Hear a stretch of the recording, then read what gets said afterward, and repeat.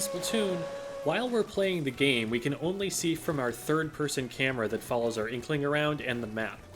We can never see what our opponents are seeing in the moment.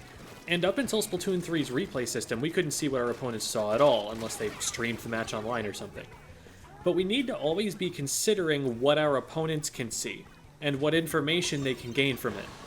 If I, for example, throw a bomb, anyone who sees that bomb moving is going to be able to trace its path backward and know the direction the bomb came from. From your perspective, it may seem like a good idea to throw that bomb. You're far away, at a distance where you're safe from being splatted for now, and you're painting a little and controlling some space on the map. But if you didn't really have a target in mind for that bomb, it didn't force anyone to move, didn't really accomplish much, the cost of that is greater than just the amount of ink it took to throw the bomb. That bomb now gave your approximate position away to an opponent. That information is valuable, especially to shorter ranged weapons that benefit from being able to sneak up on their opponents. If you're a carbon roller trying to get in range of someone and they find out you're there, they can just back up and stay out of range for you to hit them. You've lost your chance. If you don't throw a bomb and just stealthily move forward, you might get the opportunity to splat someone instead of being forced to run away. Bombs aren't the only thing that make you a lot more noticeable.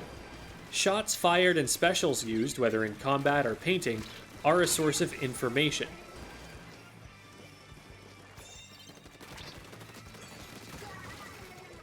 You can be spotted by someone opening the map when you're damaged or near a squid beacon.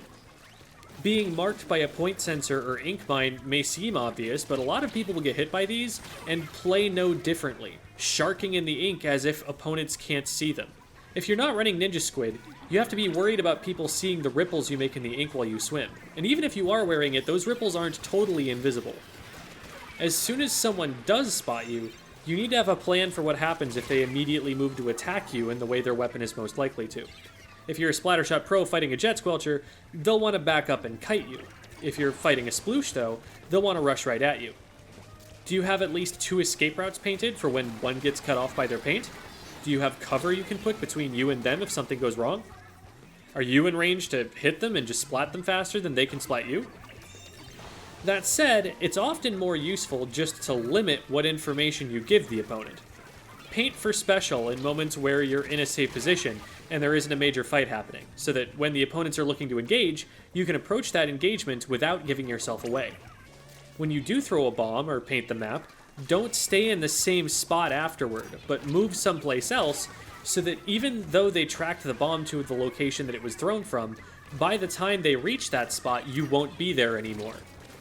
Swim right up against cover your opponent can't see past, so that even if you're leaving ripples as you swim, they won't see those. Another thing to consider is not whether you've done something recently in an area, but whether your teammates have. If your teammates have just fired some shots and you sneak up right on top of your teammate, they may not know you're there, but they may still shoot in that direction because a teammate was just there.